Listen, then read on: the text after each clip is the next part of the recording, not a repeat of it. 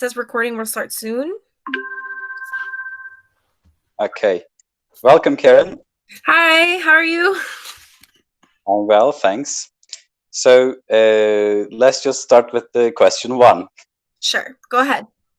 Tell us about yourself. So, my name is Karen. I am an English and Spanish teacher by trade. That's what I do for work. And I'm also a language lover. So, I love to learn languages. I also speak Portuguese, and my French is comme ci, comme ça. And I also took a couple courses of Arabic. So, I can read and write Arabic, but right now I am trying to learn Turkish. So, that's my next goal. Okay, how many languages does that make? 7? I counted, I guess.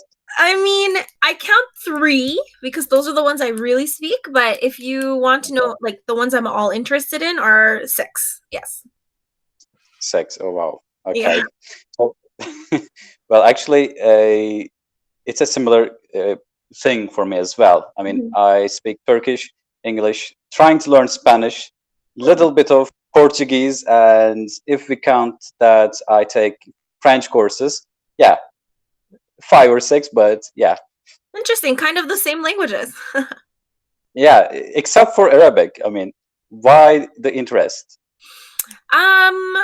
I think it all started when I went to Spain, actually. So I did a study abroad course in Spain, and I was in a city called Granada in the southern Spain, in Andalusia.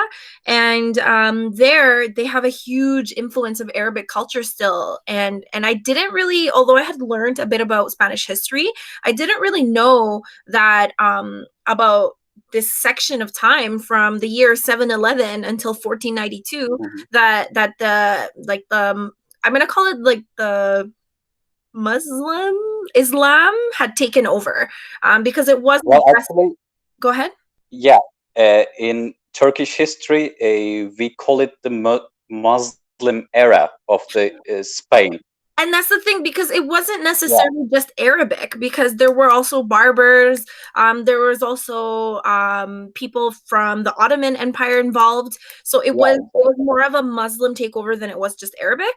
But being in this Spanish city where there was still, lots of like hookah bars and lots of mosques and things like that, it really made me interested in knowing, if I'm going to be an expert in Spanish, then I should also take this big part of our culture, like it was 800 years, and learn Yeah. some of it too. So I took my first course in Arabic in Spanish. So it was taught from Spanish to Arabic, and I loved Spanish it. Arabic. Wow. Yeah, I loved it. It was amazing. Okay, now let's start with the questions related to Spanish. How to learn Spanish? um, as I was mentioning before, I think that in order to learn any language, it's important to know why you're learning. And I always ask this to students that I teach. The first thing I say is, why are you learning Spanish?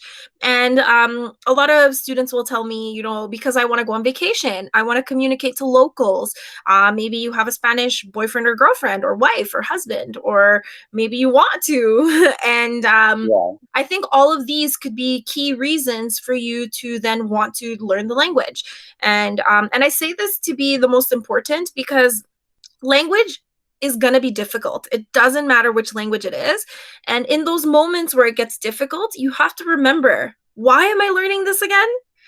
And if that Exactly. reason is good enough, it'll push you forward, and you'll still want to keep learning it.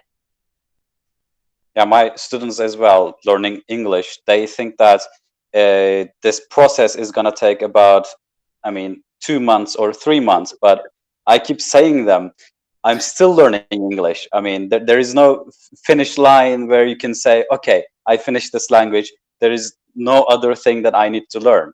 Exactly. I mean, I'm still learning English. It's my mother tongue. But I like to put it in this perspective. My first language is English. It's, I would say, normally the language I think in, and I am born in Canada. So but if you were to ask me to make a dissertation on something medical, I would have no idea what to say. Or if I was listening Yeah, to somebody, like a bunch of doctors, talk about an issue, a health issue, again, I wouldn't be able to, like, I would understand the simple language they use, but I wouldn't understand the technical terms. So that's why I think we're always students of every language. exactly. Yeah. So, I was gonna ask another question related to this, but I forgot, so I'm just passing on. Sure. Do you have some tricks for us to learn faster?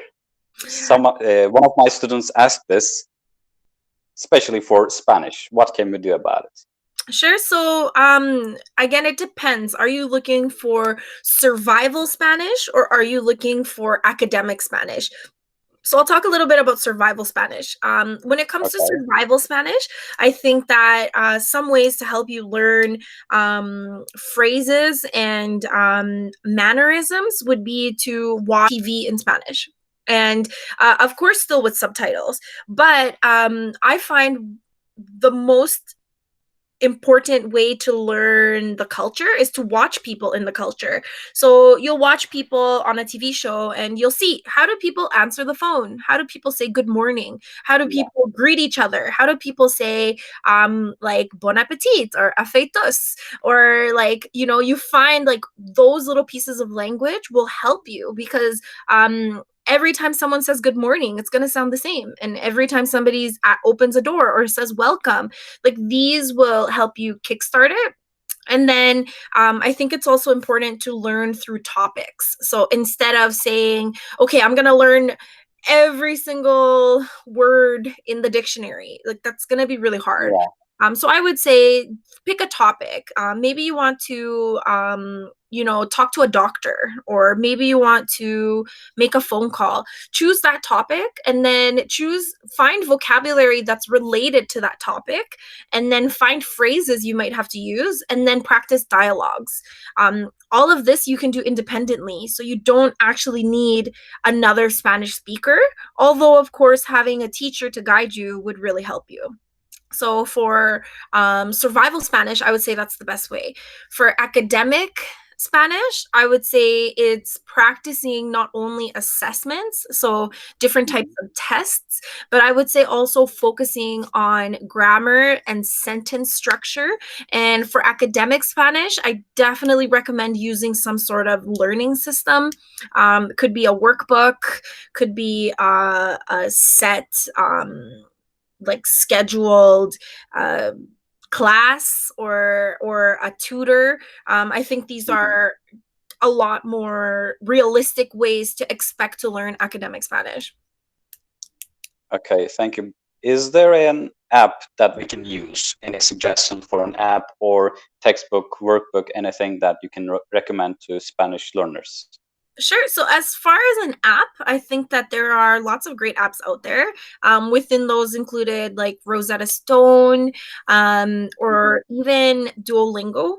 The only thing with apps is that they're great for vocabulary and they're great for sometimes even like simple word order. But a lot of these apps aren't as interactive as you need to learn the language. So, and by that I mean I know people who are in level 100 of Duolingo, and they Mhm. are just really good at those games and those kind of like structure the sentence or how do you translate this. But that still doesn't make them great at communicating. So I do think that if you're focusing on vocabulary and you're focusing on learning really simple parts of the language, I do recommend Mhm. those apps. I also think Mondly is a good one. There's also one called Mesmerize, or sorry, Memorize, which is also great for learning vocabulary and again simple word order. But when it comes to fully learning the language, I have heard Mhm. that Rosetta Stone is a great program when you use it on a PC. Um, I personally haven't used it. I think that the best way to really get your language kickstarted is living in a place where they speak the language. And I know that's not accessible to everybody, but Unfortunately. if you really wanted to learn a language, your best bet is to move to a country where they speak it and start practicing there. I mean, when you go there, you have to learn, because even the basic things that you need to do, let's say buying groceries and stuff like that, you need to be able to communicate in that language so that you can get that. And I mean, when you're living somewhere, you're forced, right? Like you have no Exactly. choice.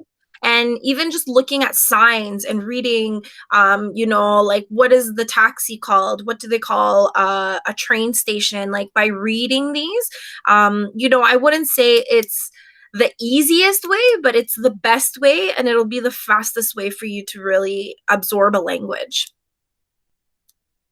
Okay, my next question is, can you tell us about these dialects of Spanish? Sure. So, I'll start off by just giving you a little bit of a background on Spanish itself as a language. So, I mean, Okay. Spain itself was comprised of 17 regions, and each of those regions at some point was a kingdom. So, you had, for example, the Kingdom of Galicia, which is in the north, and you had, Aragon, which is another, like a region, and one of those regions was called Castilla. So Castilla is where the language was mostly what we know now as Spanish.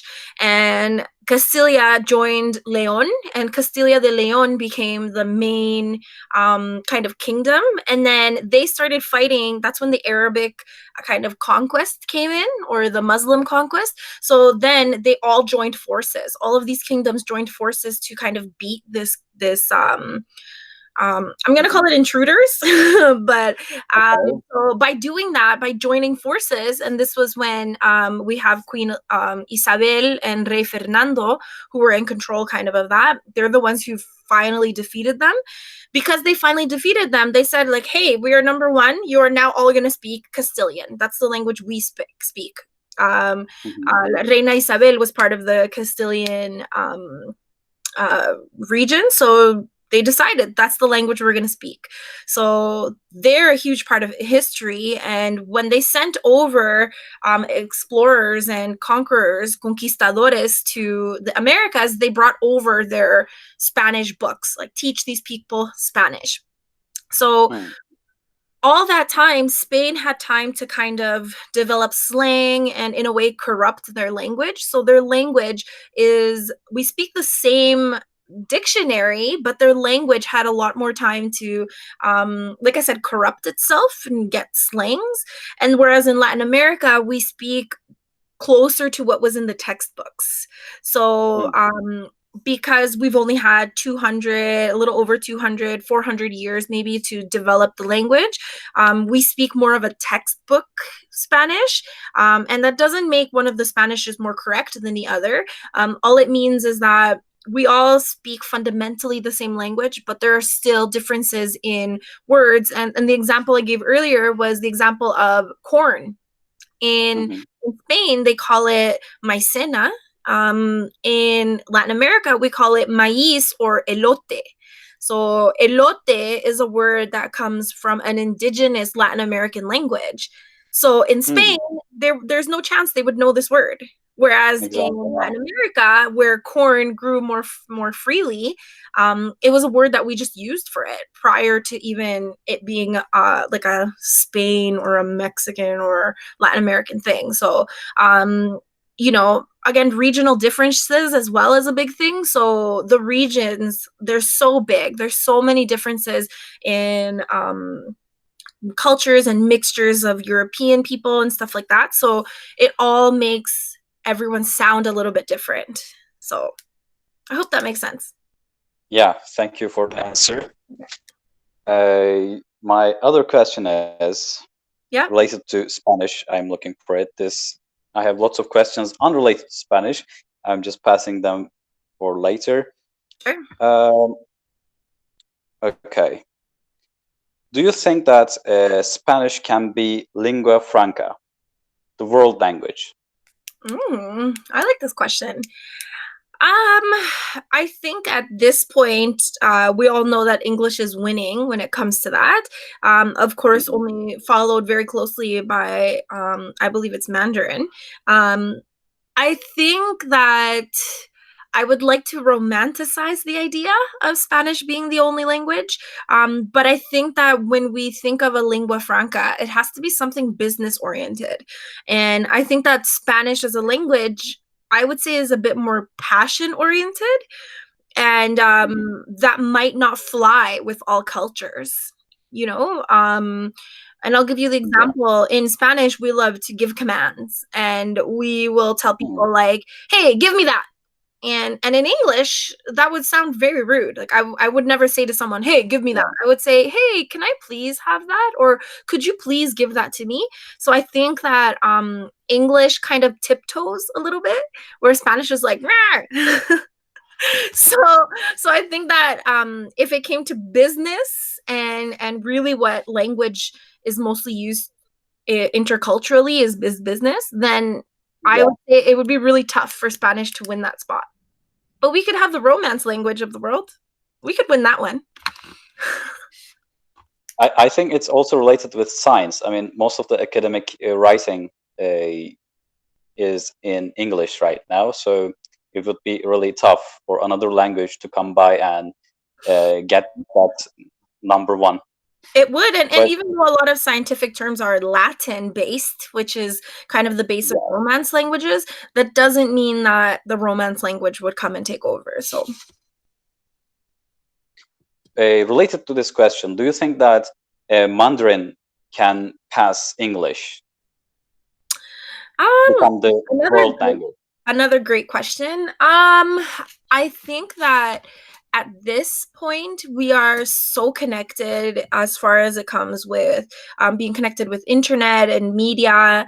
Um, Knowing the difference in English and in a language like Mandarin, I think it would be difficult for people to choose Mandarin over English. And I personally haven't learned any Asian languages, but my understanding is that they work really different than English. And in my perspective, they're a bit more difficult to learn. So if a person had a choice, like, do I learn English or will I learn Mandarin? Generally, I've seen people choose English because they feel it's a bit more international. I mean, also Yeah. English, if we think about all of it, the colonies that Britain had before, they're more world renowned, whereas Chinese is mostly in Asia, if anything, right? So I think that would Yeah. have an influence. And again, that's why English is as close as we are to a lingua franca. I've seen some traders who want native Chinese speakers, and also people who know a little bit of Chinese is okay for them. I think trading is the reason why they learn. I mean, lots of companies build factories there, and they need some people to communicate. So Mandarin can be useful in that term, but It's because of the coronavirus, Oh, well, no, I mean it's definitely useful. And I know many people will pick up Mandarin as their third or fourth language. I think if you only speak English and you choose Mandarin as your second language, you might have a harder time than if you chose a language that has the same alphabet as English. So that would be kind yeah. of my only recommendation there. Okay, my next question is related to coronavirus. We are trapped in our houses in Turkey in it's been about 20 days, 21 days. And what should students do in this time? I mean, this thing could last for months, maybe, we don't know. So what should we do in terms of language learning, of course? Sure. Yeah, for us, it's been around the same day. This is week 3 for most of us. Of course, there are still people who are working, which I think is good and bad, right?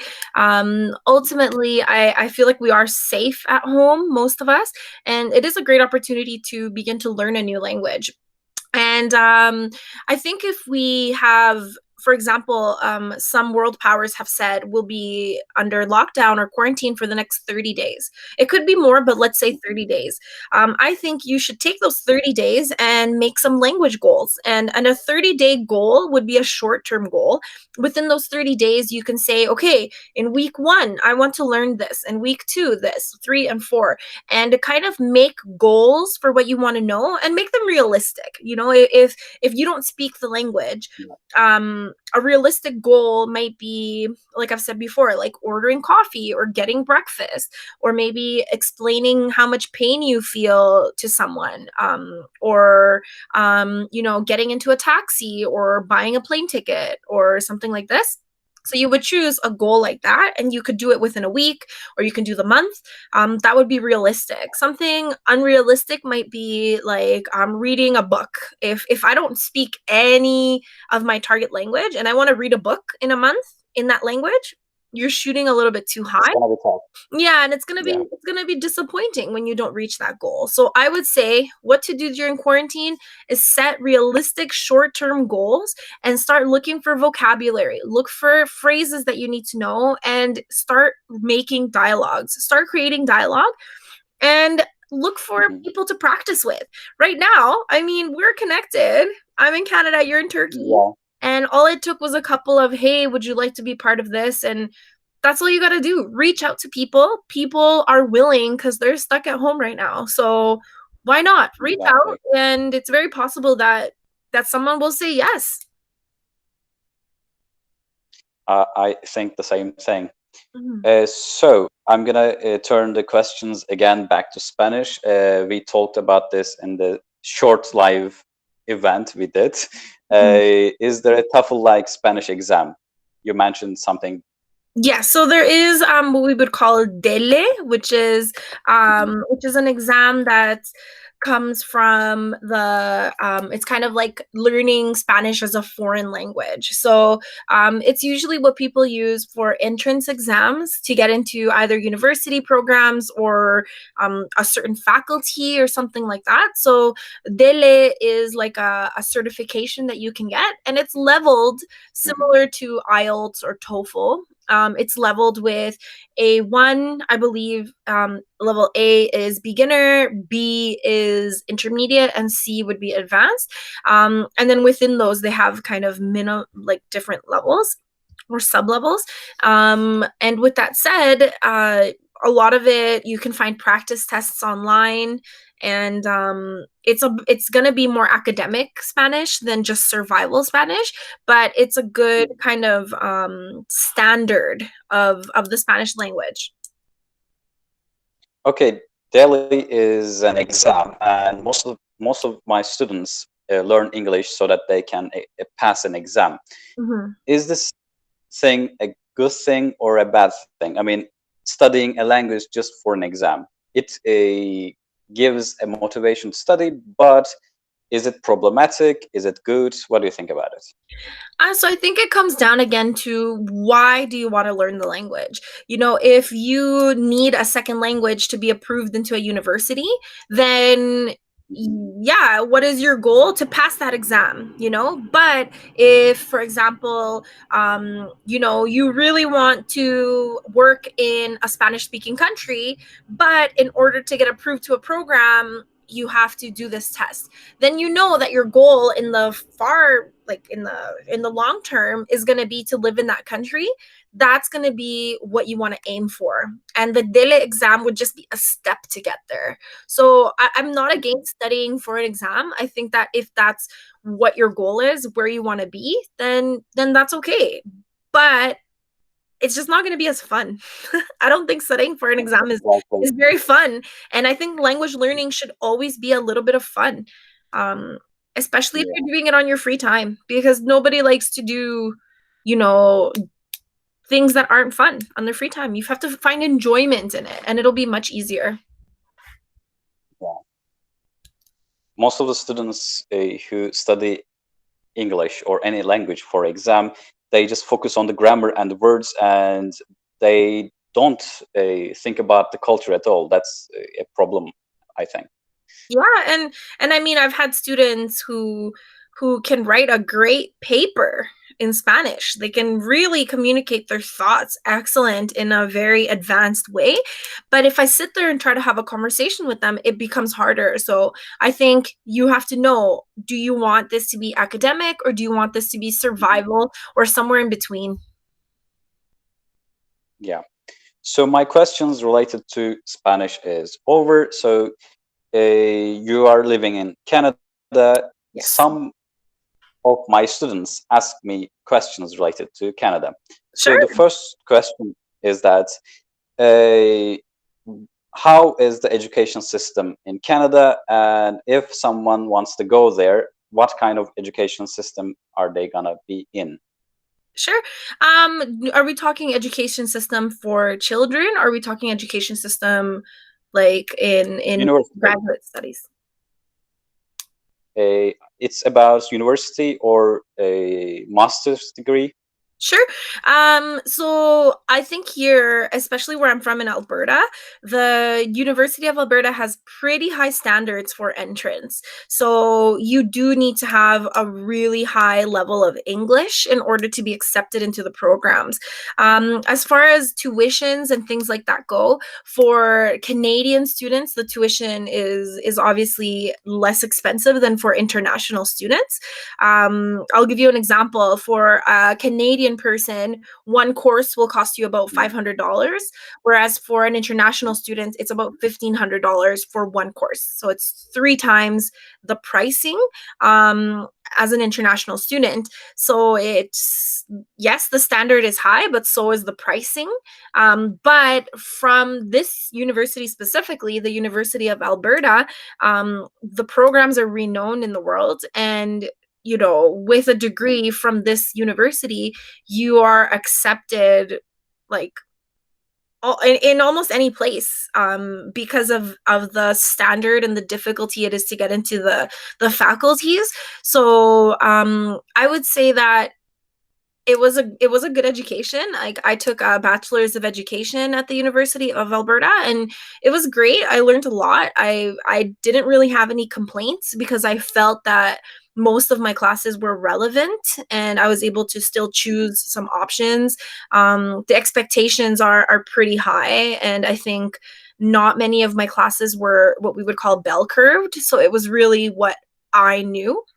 Um, as far as for getting here in order to be a student, my understanding is if you have the money, it's not that hard. It's just mostly applying, Yeah, yeah, applying for a student visa, making sure that you have the amount of money to pay for yourself to live here for 3 months. Which is a lot because you'd have to include your rent and your food and the tuition yeah. as well. So I mean, if you're planning to be here for a semester, which is 4 months, you would need like $3,000 to $4,000 per month available in your bank account before coming here. So I think that the biggest hurdle is money. But after that, it's also your own personal grades. So if you're coming into an entrance undergraduate degree, then you would have to have really high school grades and also have like be completely proficient in English. If you were coming for a master's program, then it depends. If you were coming for I mean, most of the master programs offered here are based in English, so you would still have to be extremely proficient in English. So I say I would say it's difficult. It's not impossible. And as far as I know, there are still scholarships that are given out for international students who might not have the funds. It's really just looking into it. And of course, you do need to have high grades if you don't want to go the money route. Your grades need to be, over 90s in order to be accepted. I think the biggest problem will be a money in terms of people who come from Turkey, because here we multiply every dollar with 7 due to the lira currency.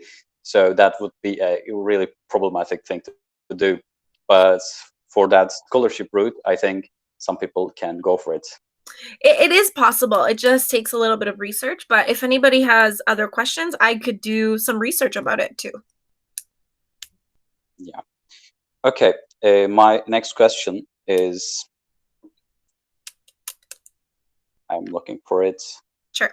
I was thinking of a question, but then I got disconnected for a 10 seconds or something. I forgot about it. Sorry about that.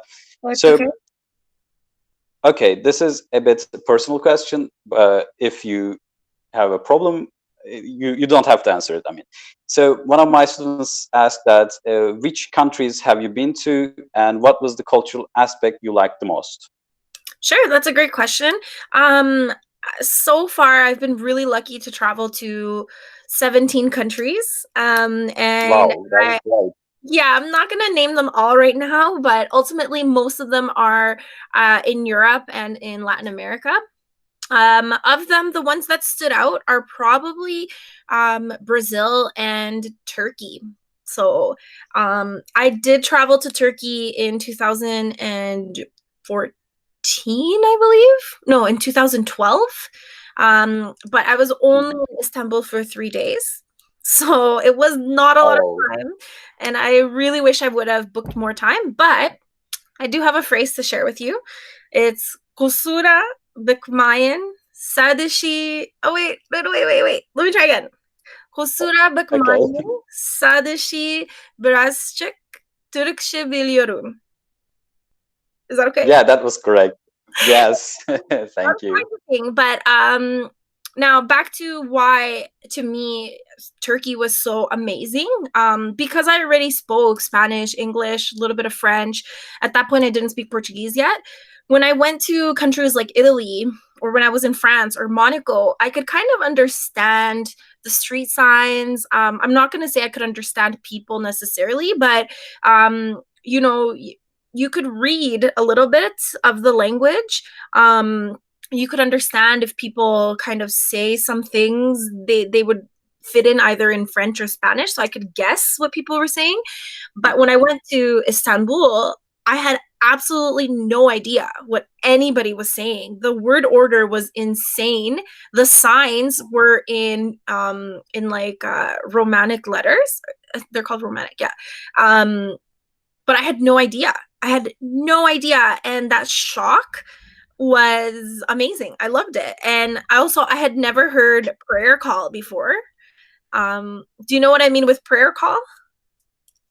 Pure, what? I don't know. No. Like call for pray? Oh, okay. Call for pray. Yeah, it's Yeah, called ezan in Turkish. Islam. Yeah. Okay, so I had never heard that before. And I knew it existed because I had studied about it a bit, but I had never heard it. So hearing that again was shocking culturally, and it was just so different. I wanted to know more. So I think of all my favorite places I've traveled to is probably Istanbul. And I'm not just saying that because you're Turkish, I promise. I really do love it. Okay, waiting for you again to Turkey. I hope that once this coronavirus thing passes, I would love to see Izmir, and I would love to see there is a great Cappadocia. city. Yeah, Cappadocia looks amazing, and I've heard good things about Ankara as well. But Izmir is the place I want to see for sure. Well, to be fair, compared to Izmir, Izmir is better. Okay, Even though I'm from Ankara, I can say that. okay, I'll book first to Izmir, and then I'll go to Ankara. So my questions are over. Thank you for everything. Thank you for the interview. Even though we had lots of connection problems, thank you. All right, teşekkürler to you as well. See you. I hope that we can do this again live, maybe if the internet allows it. Hopefully, but again, görüşürüz. Görüşürüz. Of course. Okay, let me see how I turn this off. Okay.